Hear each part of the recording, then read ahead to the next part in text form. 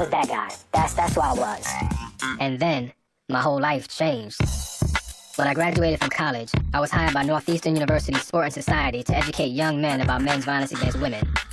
They figured boys and men would listen to an ex-jock like me. When I was that age, nobody came to my high school and talked to me about men's violence against women, especially men. When I first started doing it, I didn't really know much about gender issues, anything like that. I was totally intimidated and totally unaware about like what I could do as a man to change any of that stuff.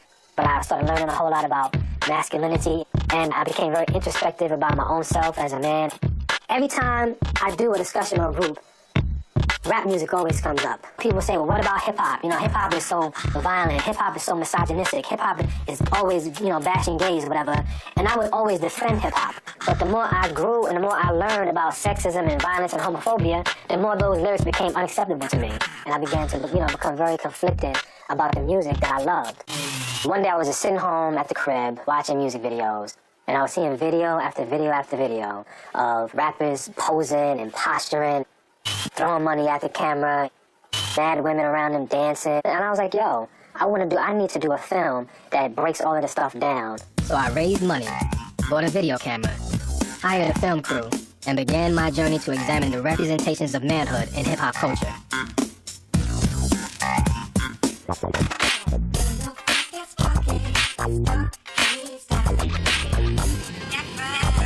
My first stop was Daytona Beach, Florida, at BET's annual Spring Bling Weekend. Young hip-hop fans from all over the country were here to hang out and watch their favorite rap artists perform. I had a different agenda. I was here looking for young men and women to talk to about the way manhood is displayed in hip-hop culture. Yo, I felt like I was in the middle of a real live music video. On my first day here, I ran into these aspiring rap artists.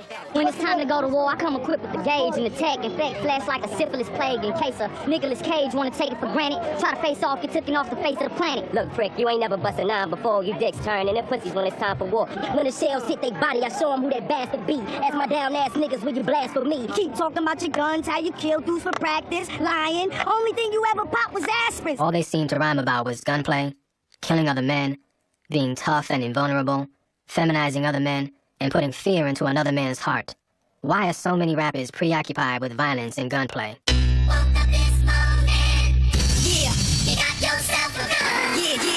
Got yourself a gun. Living in this time behind. When you think about American society, the notion of violent masculinity is at the heart of American identity. So that the preoccupation with Jesse James and the outlaw, the rebel, much of that is associated in the American mindset, the collective imagination of the nation, with the expansion of the frontier. And in the history of American social imagination, the violent man using the gun to defend his family, his kith and kin, becomes the suitable metaphor for the notion of manhood. Make it fast, Slippery. It's your last draw. I got mine, I hope you... There are components to masculinity for the people who live and breathe hip-hop culture. One of them is verbal ability. And the second piece here is the ability to negotiate violence. We both came up on the gritty streets of Jamaica, Queens. Two street kids, now men. I thought about 50 Cent's music video, Many Men. In this video, he reenacts the day he survived a drive-by shooting, where he was shot 9 times.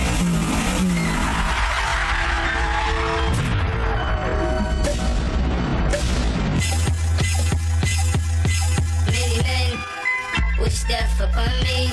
Blood in my eye, dog, and I can't see. I'm trying to be what I'm destined to be, and trying to take my away. Just draw up the image of Public Enemy's logo, where you have a black male figure in a scope, in the sights of a gun. And there's a way in which that is what we are navigating as black men in the inner city.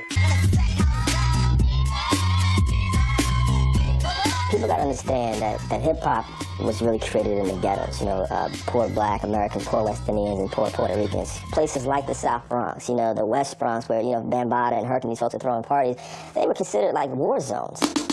South Bronx, the South Bronx. Beginning in 1946 and ending in 1963, the construction of the Cross Bronx Expressway ripped the Bronx in half. Urban planners and developers led by Robert Moses showed little concern for the people who lived in the borough and displaced thousands of residents and small business owners, leaving in its wake a poor, devastated community with little outside help from politicians. The mainstream media would call it Fort Apache, you know what I'm saying? People were terrified to go in the Bronx, or you might go in, but you're not gonna come out. They called it the Bronx Zoo. The Bronx Zoo literally became the metaphor for the whole borough. I mean, and you know, that's horrible because they were talking about black and Latino people. All of that fed into what was becoming hip hop.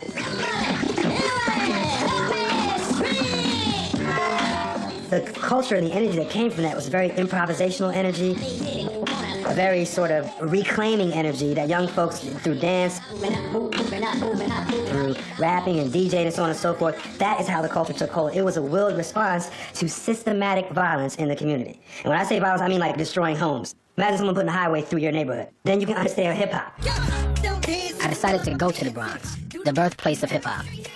I talked to the reigning king of the boogie down, Fat Joe. I wanted to ask Fat Joe, why is it so important to be hard in hip-hop? But it is to be hard. Everybody wants to be hard, and this is one of the things I told you, one of the flaws in like being from the hood. Like everybody wants to be hard. You know what I'm saying? And it's like that. You see people forget Fat Joe because you see other people just grab the mic and they transform into a whole different person. When they walking around the club, I'm wondering why we can't just walk around and smile at each other. Why we all there to do the same thing, have a nice time, party and get drunk and enjoy the music, but we all looking at everybody like, and this be writers, journalists like you know, it'd be good people working who'll be up in the club like, I'm saying it's something, I don't even know, I can't answer that.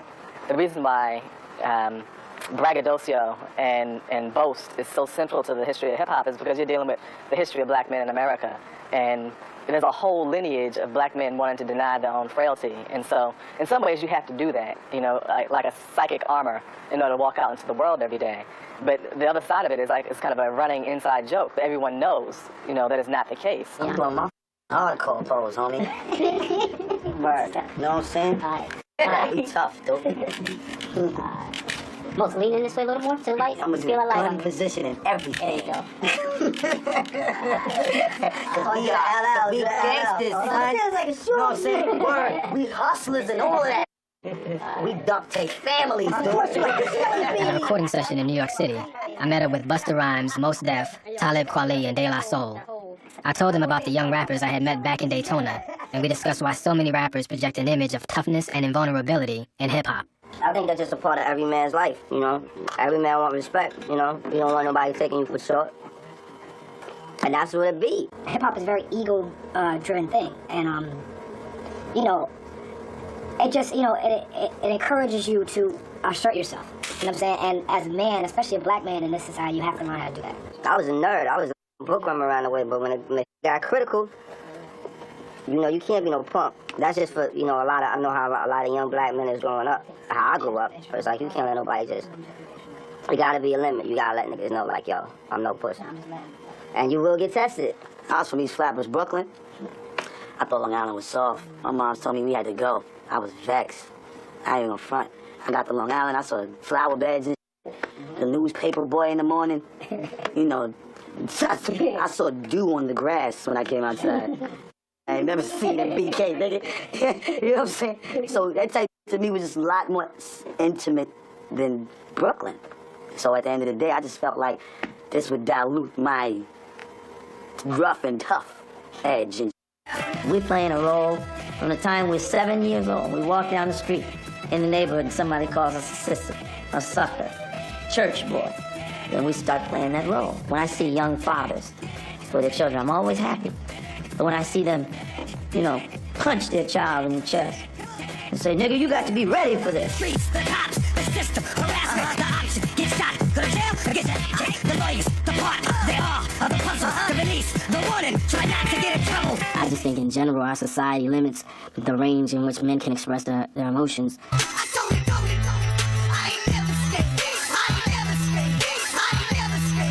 You just have to have your game face on all the time. Like, you can't cry in front of your boys. You just can't do it.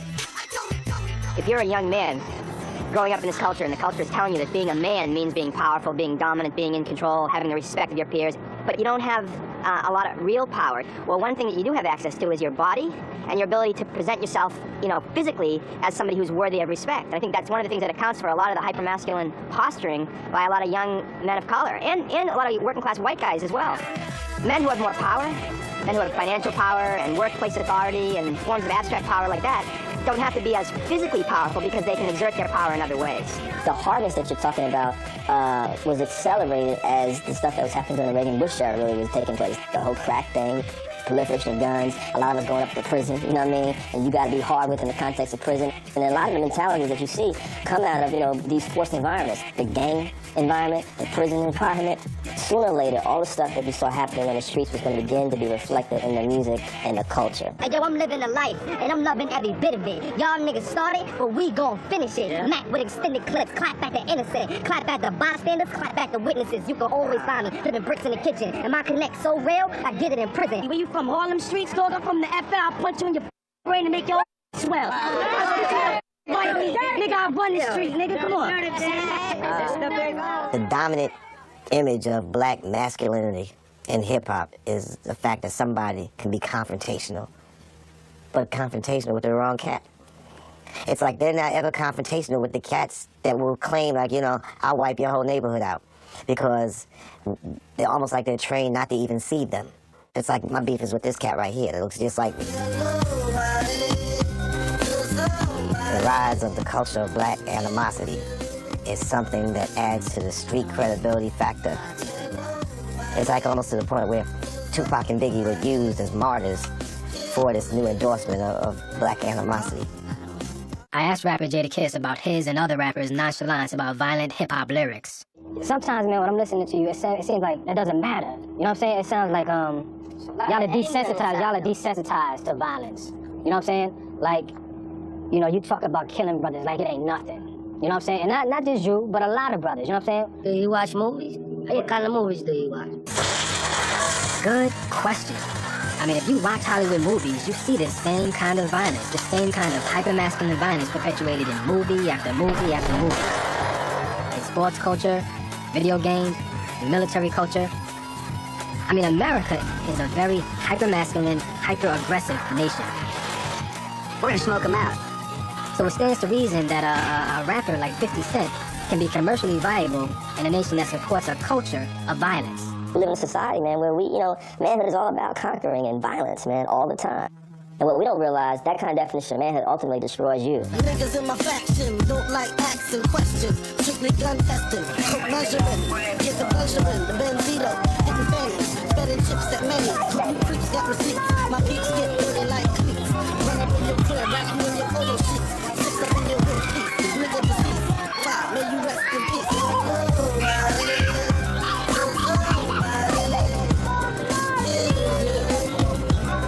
Nobody till somebody kills you.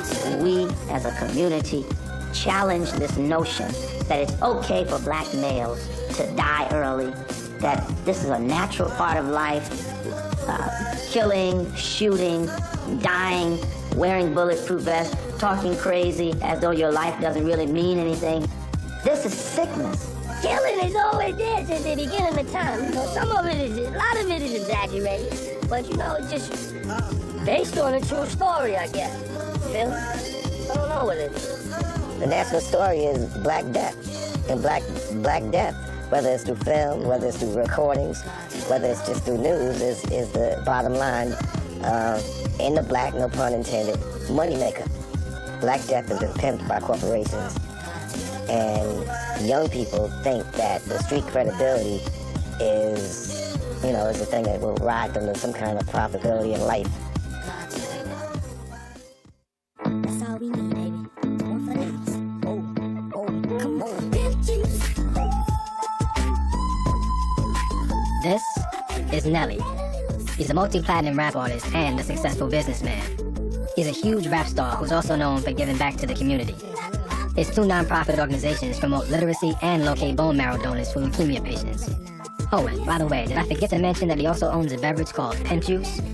Well, anyway, in the spring of 2004, Nelly wanted to go to Spelman College to help save some lives. Instead, he was met with resistance by the women of Spelman. I went down to Atlanta to find out what happened. News 10, a controversy surrounding rap artist Nelly led to an emotional meeting at Spelman College tonight. The discussion focused on hip-hop videos and how they portray women. The St. Louis-based rapper decided not to appear at a bone marrow drive his foundation organized at Spelman after some students threatened to protest because of an explicit video called Tip Drill. In the video, Nelly is seen swiping his credit card down a woman's backside. I was very, very bothered, to say the least, about the video. And I was in moral conflict on whether or not to cancel the drive since I was a coordinator, or if just to disinvite Nelly. Decided that what we'll do is that we can have the bone marrow, and he can come for that. But then after the bone marrow, we need to have a forum that addresses these issues. We gave Nelly and his foundation the option to address both issues, saving lives physically and saving lives mentally, and they pulled out. So I was very disappointed. For them to say, you know, we want to come to your campus and have a bone marrow drive, but we don't want to hear your opinions about the music that we produce and the image that we're proliferating is like the equivalent of saying, just shut up and give me your bone marrow. One of the disappointing things about Tip Drill and that whole genre of music videos is that they have taken a view of women of color that's not radically different from the views of 19th century white slaveholders. The image of scantily clad women is supposed to affirm some image of masculinity, the man as the Mac, as this, you know, sexually powerful, virile example of manhood. But in actuality, what they show themselves to be is incredibly insecure. And the idea is, this man is so important and so powerful, and these women, conversely, are so dime a dozen, or I guess a dime for 2 dozen, you know, if there's 24 women standing around, that they don't matter, they're just eye candy, they're worthless. I'm torn, you know, to be honest, because I have to be real with the way that I've been socialized as a man and what my initial reaction is to Tip Drill or to any other video. To look at these images, be excited by these images, be turned on by these images, etc. Hip-hop culture is not separate from the rest of American culture. I mean, objectified, female bodies, those images are everywhere as well. Those images are in advertising, those images are in movies, those images are in TV programs. The really negative thing about music videos and about advertising is that that is the only way in which women are presented. And so the only way in which men are allowed to make a connection in the popular culture with women is through sexuality. It's only through their own desires. I think black men have internalized the messages that this culture perpetuates, which is that women are primarily sex objects and people to be and I think that it is that kind of message and those kind of images that we want to try to disrupt. I caught up with hip-hop mogul Russell Simmons at this hip-hop summit in Detroit and asked him about the Spelman controversy. I went down to Spelman College where the women at Spelman were protesting against Nelly and his Tip Drill video because he swiped her. I tried the pimp juice and I thought it tasted very good. But how do you respond to the women at Spelman? No, how do you respond to the women at Spelman who are speaking up and who are challenging the images in rap music videos where women are being sexually objectified and, you know, all of those different things? In particular, I think we have to challenge sexism as a whole, as the way it stands in the community, not the poetry as a reflection of it. What are you doing personally as a political force? I can only do as many things that God has given me great opportunity to do. I can't address every issue because I don't have the equipment. I'm trying to figure out what special contributions I can make and make those. Generally speaking, black people do not believe that misogyny and sexism and violence against women are urgent issues. We still think that racism, police brutality, black male incarceration are the issues that we should be concerned about. If we have a glorified sense of our own victimization as black and brown men, what we must not miss, and what we often do, is to understand that black and brown women themselves are so victimized, not only by white patriarchy, but by black male supremacy and by the violence of masculinity that's directed toward them. Come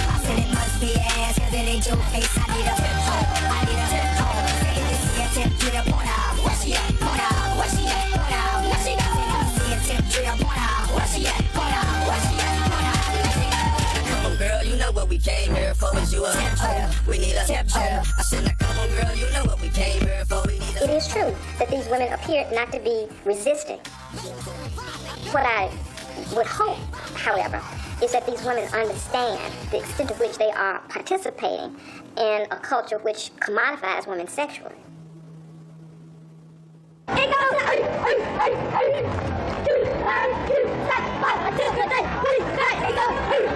Back at BET Spring Bling in Daytona Beach, Florida, I ran into this young cat, 18-year-old J Hood. So you don't have any problems with like rappers calling women bitches and hoes and stuff like that? Nah, cause tell you the truth, some of them is bitches, see? You gotta realize that. You got the sisters and then the bitches. Huh? You know? got the sisters. Are you saying the gold of the bitches? Uh-huh. What makes those the bitches? Them the bitches, cause you see how they dress. Just look how they dress. Sisters don't dress like that. Huh? Look at that ass, look. I might go over there and smack it. I called the women over to see what they had to say about being called bitches and hoes because of what they were wearing. Just because we want to enjoy the weather and have on some nice shorts and a nice bra. That's just like a penny and bra said. You know what I'm saying? Do you feel like men sexually objectify you? That's a man for you, though. So you don't have a problem with men who objectify you at all? You know what I'm saying? Or that focus on your body parts? That's their opinion. That's their problem. Okay, how do y'all feel about images of women in rap music? Well, if it's not really directed towards you personally. It's just what they say. Sex sells. If you don't take offense to it, then hey. You don't have like a problem with dudes referring to you as like bitches and hoes? But I know he's not talking to me. I know what I am. Let's describe a certain female. However, in the view of NWA, man, it was open season on these women. BET Spring Bling looked more like one of their music videos, Gone Wild. The women bought into their roles as scantily clad sex kings, and the men acted out their wildest fantasies, shooting and directing their own hip-hop videos. The guys saw Spring Break Weekend as an opportunity to cross the line in sexual assault.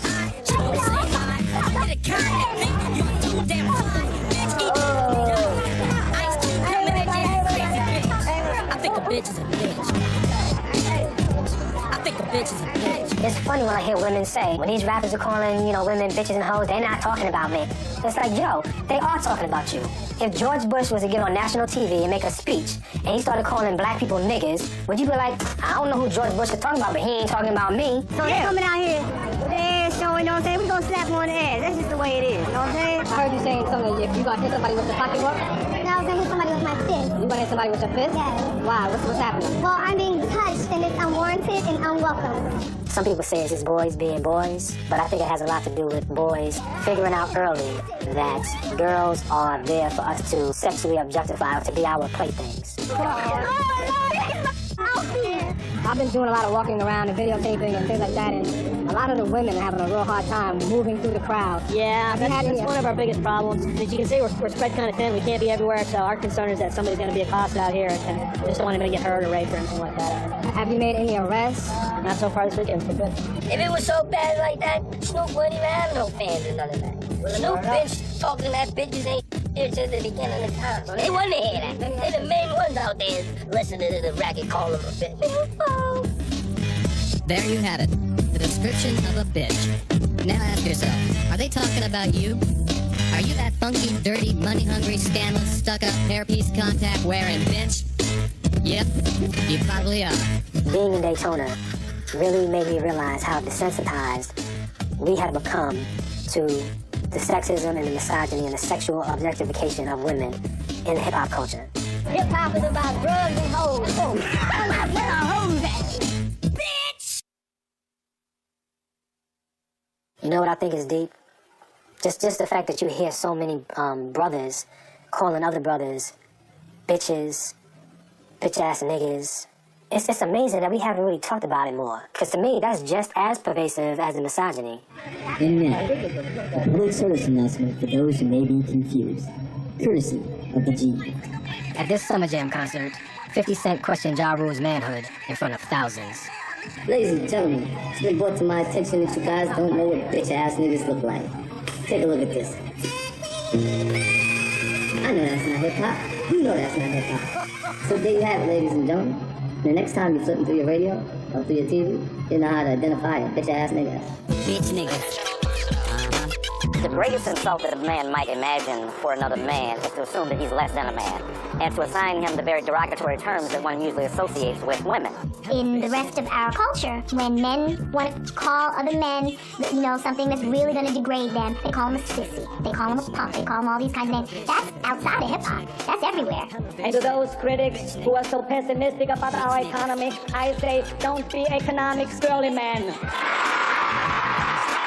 The insult is double. It's both an assault on women, but it's also a reinforcement of a negative and vicious form, a malicious form, if you will, of masculine identity. Man, unfortunately, I was one of those cats who used to do that to brothers. You know what I mean? I'll just be real with you. And it was a false sense of power, and it was a way of making someone else feel powerless. Hey, I'm Daniel Drake, man. This guy think he's dope, but he's grabbing the tongue ring.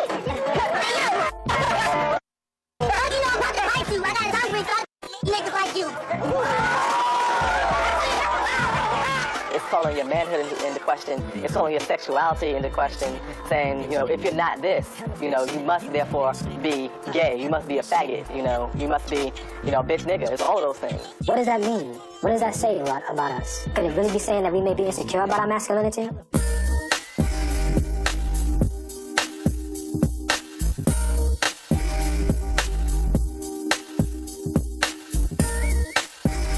I ran into these 3 hip-hop heads back at Daytona Beach. Now, let me just ask a question. This is out of curiosity and probably naivete and ignorance. But like, what do you classify yourself as? You know what I'm saying? I mean, are you women? Are you men? Or what do you classify yourself as? I mean, on a day-to-day, on a regular day-to-day, I'm just a regular guy, but every now and then I do dress up and women's clothes. I like to wear women's clothes. And besides, I look good in them. How do you feel about homophobia in rap lyrics? Does that bother you at all? Does that make you feel any particular way? Not me. You said it turns you on. Why does it turn you on? It's not aggressive. Do it. It's not aggressive. But they shouldn't be doing that because we follow people who support a lot of their music. Buy their music, go to their concerts and everything. We do. Yeah. I'm dealing with homophobia in hip-hop, right? Homophobic lyrics and things like that. I can't partake in that conversation. That homo, as you talking about? Yeah. I can't even talk to you about that. Why not? Because, I mean, with all due respect, you know what I mean? I ain't trying to offend nobody. It's my cultural, what I represent culturally doesn't condone it whatsoever. So I'm slide. I'm being allowed. All right. Word is bar. Well, let me just ask you this, Buster. Let me just ask you this. Right? Do you think that a gay rapper would ever be accepted in hip-hop culture? That's the Henny and it's on. Say the word and we're gone. I've never even seen straight black men in large numbers even try to have conversations with gay brothers, you know what I mean? I know folks have done it one-on-one. I've done it one-on-one, you know what I mean? But I don't really see that happening, man. Because I think part of the problem, part of the onus falls on straight men to really, one, begin to process how we define manhood. Thank you. It took a while for some of us to come out, but you know, that's the process.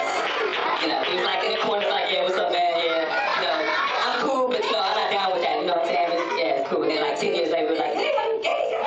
I started rhyming, and I came out like right around the same time. And it was in that situation I became so much more aware of how homophobic hip-hop was, because here I am, a black man trying to love myself, in spite of the fact that I've accepted myself as gay, you know, or along with the fact that I've accepted myself as gay. And when you do that, there's not a lot of love for gays in hip-hop. I mean, we know that from the beginning through now. Simum talked about the irony between homophobia and a rarely discussed issue in hip-hop. It's this real ironic sort of thing in hip-hop that it is such a homophobic culture oftentimes, and yet it's so completely homoerotic. You know, when LL Cool J's got his shirt off and is licking his lips, it's not just women looking at that. You know, it's guys too. I'm looking for my 50 Cent picture. There is some awareness of the homoeroticism, but people aren't really willing to confront it. I'm on my way to Vibe magazine to interview the editor of Vibe, and I'm going to talk to him about homoeroticism in rap music and hip-hop culture. Not too many brothers talk about homoeroticism in rap music, so we'll see how it goes. Can you just elaborate a little bit more about what homoeroticism looks like? Homoeroticism in media looks like LL Cool J with no shirt on in his music video with a big tin belt buckle standing there flexing all greased up staring at you. It is showing black men strong, naked, greased up, and as these really like almost like godlike objects, and they're everywhere. They're on magazine covers. You see Nelly on the cover of Vibe with no shirt. You see 50 Cent on the cover of Vibe with no shirt. And a lot of it is taken from the cultures in prison where everyone's tatted up, they don't have belts, so their pants are falling down. These are all the types of things that are very homoerotic, but they're also very masculine and considered very thug in our culture. Whether exaggerated or not, men speak about their sexual conquest. Me and my boy hit it. Me and my boy did her. Me and my boy did this. So there's a lot of me and my boy up in there. Not much about the woman, but me and my boy. To form a union erotically, but one can't help but conclude that in the passionate pursuit of these women, only if my boys can have them, it ain't no fun if the homies can't have none, Snoop said. All of that is directed toward an erotic intensity that bonds men at the expense of their heterosexual allegiances with females. So to me, all of those ways prove that there's deep and profound homoeroticism in hip-hop culture. Now, do you get a lot of attention from guys? Oh, yes. How much attention from guys? You've been getting a lot of attention at this point. Already. We stepped out of the car and it was like, well, how did it step to you? you have guys that come and they be like, meet me around the corner and do it on the DL, and I love it. It's like a lot of hardcore, thugged out cats. Those are the type of dudes that I think in fact, it's just a big front in front of their boys. And that needs to be known worldwide.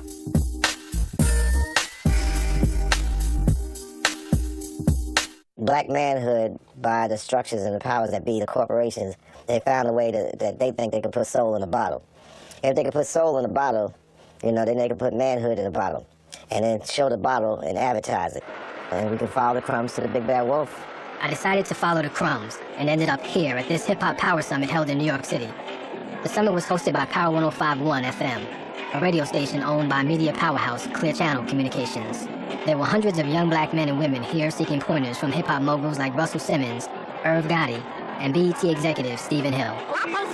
Outside were dozens of aspiring rap artists handing out CDs and demos, hoping to get attention from anyone who would listen.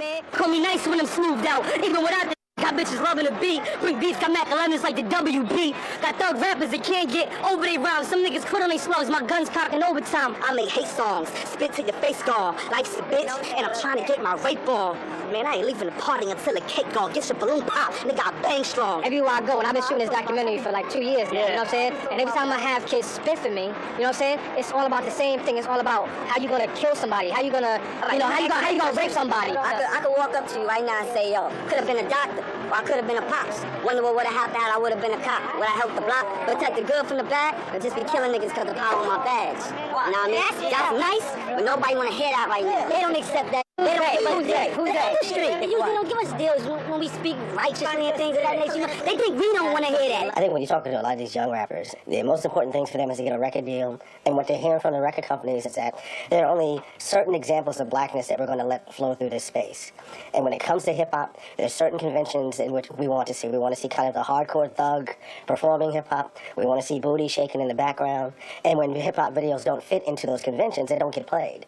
When I think about what we call the golden era from like 87 to 92, you know, you had LL Cool J, you had NWA, you had Public Enemy, but you had De La Soul, you had Kwame, you know what I'm saying? And so you had a diversity of black male expression. And so if you wasn't with Chuck D, you can get with De La Soul if you're a bohemian. If you wasn't with them, you can get with Kwame, you can get with Tribe Called Quest, you can get with, you know, Jungle Brothers, you know what I'm saying? So there's so many different types. The current images out there of black and Latino men in hip-hop, right? Do y'all feel like y'all want y'all sons to be like that? Hell no. I mean, maybe some aspects of business, you know, being entrepreneur, being wealthy. They don't see that aspect on TV. They don't see know that they didn't working out a deal with a person at a company. They see 50 Cent on TV with his vest on. Yeah. They see him with his gat on his waist. That's what they see. Because they don't, I mean, the media doesn't want to portray us, or, I mean, minority people with, like, they don't want you to see that we good fathers. They don't want you to see that we good businessmen. We don't just sell drugs. I sold water last summer. Holla. When Self-Destruction by KRS-One came out, we was all pumping it and loving it. We got ourselves together so that you can unite and fight for what's right. But now, you can't go to a label with Self-Destruction. Why? Because you're going to self-destruct. The label is not going to put you out there. They're not going to do it. Self-destruction, and for self-destruction. Nobody want to hear that no more. So when 50 comes and he's killing us, he's selling out the roof. He's not got one kind of soothing, educational song, none of that. In the club, hit you with the ball, all of that violence. It's good music, but you know, it's got a life-bounding content, and it's selling like mother. Because every city you go to in America, there's a power this, a jam and that, or a hot something playing the same 10 to 12 songs over and over again. So what it does is perpetuate the mindset that the only way that you can be a man, a black man, a Latino man, is to be hard, you know what I'm saying, to denigrate women, to denigrate homosexuals, to denigrate each other, to kill each other. There's something wrong with that. We have trusted the media and the corporations to define what hip-hop is. It's like now, Hot 97 is the station where hip-hop lives, so we hear that, and we don't understand that it's some corporation owned by people who have nothing to do with hip-hop, who are just trying to cash in. It's like, oh, hip-hop lives there. All right, so, you know, they must know. That must be what rap is. No, we had never let the media define us, so why are we doing that now?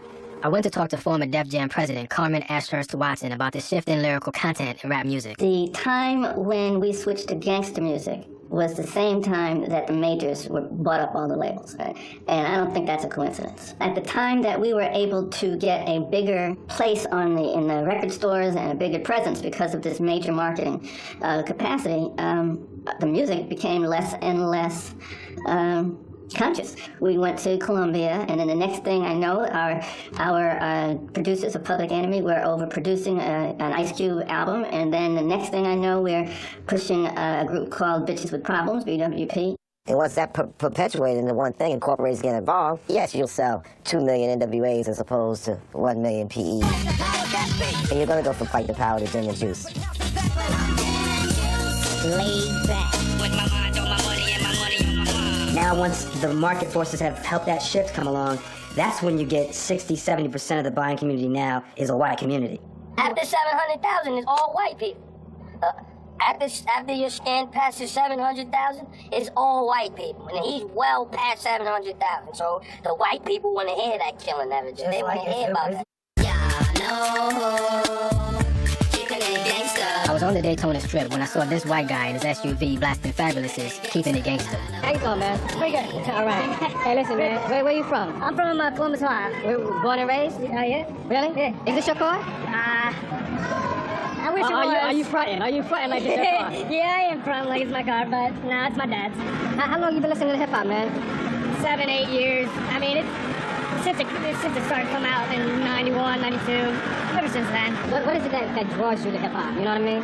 What draws me to hip-hop? Yeah. Just the pure emotion in the beats. I mean, I love the beats. I love every lyric that they spit. I mean, everything about it is just it's my style. I mean, you guys, colored people can say that it's their music, but I mean, I can get down to it just as much as they can.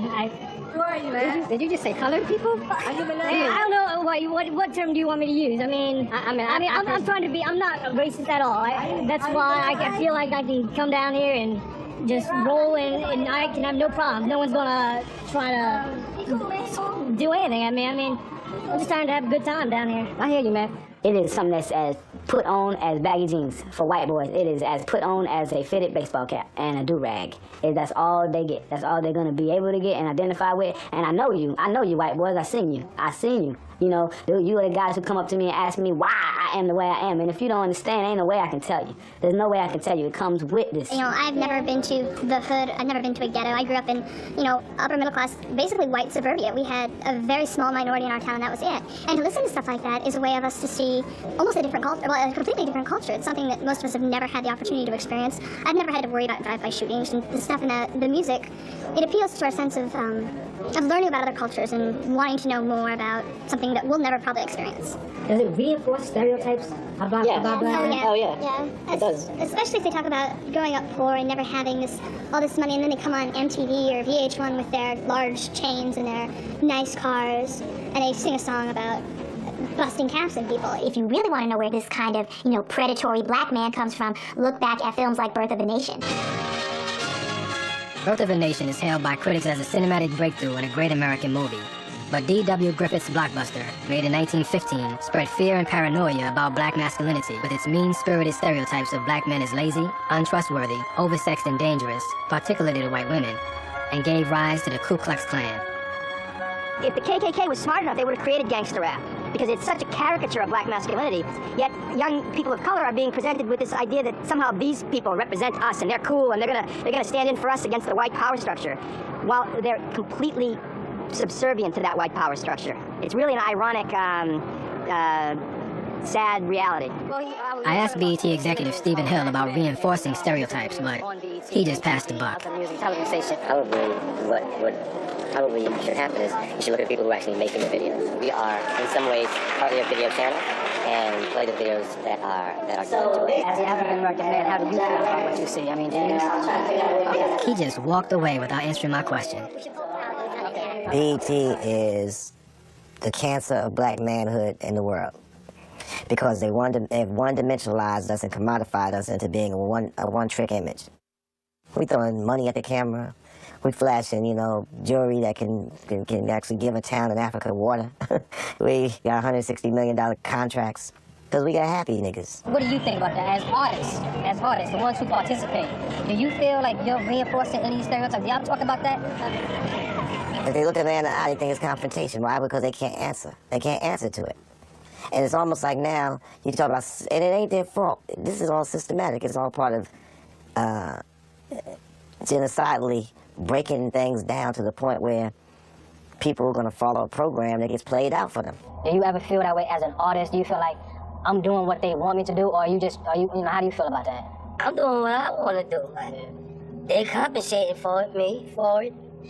And by me doing that, I'm going to help my people out. I'm going to get, you know what I'm saying? That's how I'm going to get my people out. The niggas that's eating the most off me and 50 and all them, you're never going to see them. They in Kalamazoo somewhere with a bent up hat on. You know what I'm saying? Everybody get up there, the corporate guy. The big man that, end of the day, stamped the check. So, white or black? All scratch white. Who's making the decisions about what people see? Who's making the decisions about what gets the multi-million-dollar contracts? And overwhelmingly, this is no great secret, overwhelmingly it's white men in suits who are making those decisions. And they're deciding, this makes money, I'm going to sell it. I don't care if it's hurting people. It's a business decision, right? If that's the case, then, of course, white record executives are not going to want to hear social critiques of white patriarchy or white supremacy and the like. And it may be the job of these black record executives to speak up and articulately. It's only at the end of the day, it's only entertainment. Like, if nobody's going out shooting up, so be it. Like, Dice Clay, all of them niggas get up there and say incredible. The Jerky Boys, they making millions. I'm just trying to feed my daughter. The only thing that can turn the tide is black men. Before anybody says I'm a rapper, I tell them, first of all, I'm a man. Here it is, bam, and you say, damn, this is A man tells his business situation, like, we can't do that. We won't go